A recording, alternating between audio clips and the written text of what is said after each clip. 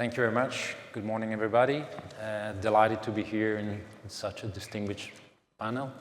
Again, in my 4 minutes, I will try to remark 4 points. And the first one is starting from the context.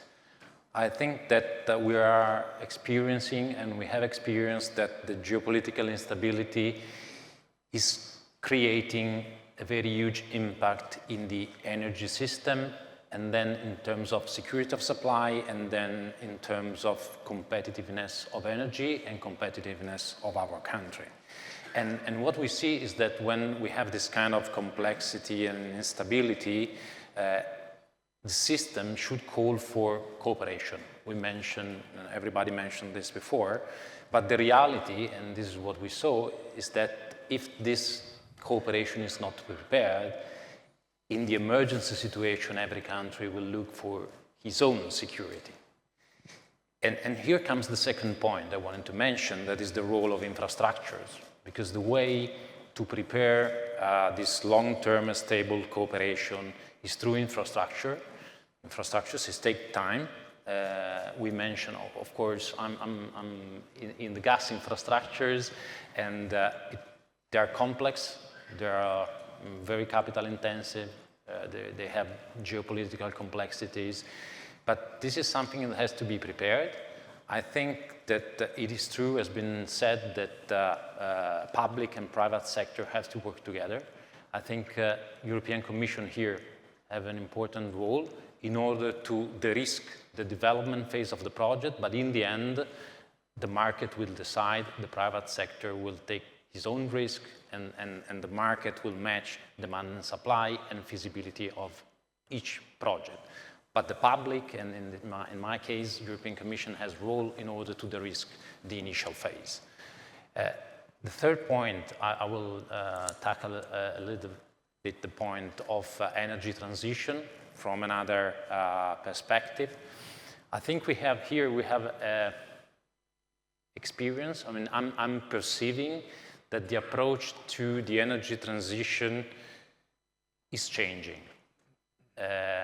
Is becoming, luckily, less ideological, more pragmatic, and I think this will help in going through a concrete and real transition that is bringing affordability and security in a more concrete way.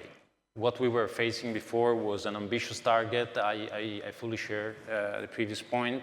Ambitious target without a real competitive solution. And the risk was very high, and we experienced that. I think the situation is changing, the approach is changing, is becoming more pragmatic, and this means that also natural gas will have a longer time frame, and probably an easier acceptability, even in Brussels, but not because of ideology, but because we need it. And when we talk about gas, I come to my last point that is related to the area we are working in, that is the East Med area, the Mediterranean area, and in particular the East Med Basin.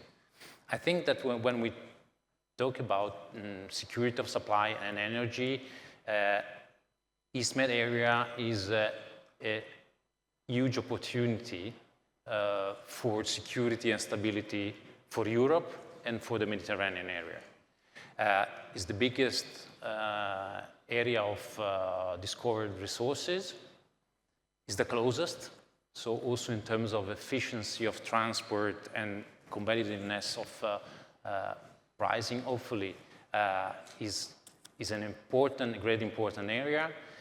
But what is missing now, and this is related to the 3 points I mentioned before, is an energy corridor, is an interconnecting infrastructure or system of infrastructure that brings the molecules. Today's gas, in the future could be hydrogen, connecting Europe to the East Med Basin. We have been working a lot as IGI Poseidon in this kind of infrastructure. We mentioned IGB as a first effort of interconnecting the areas, and we have been working a lot on EastMed pipeline. We still think, even knowing the complexity around the project, we still think is a huge strategic option for the area, for the energy stability, energy security, for Europe and EastMed Basin.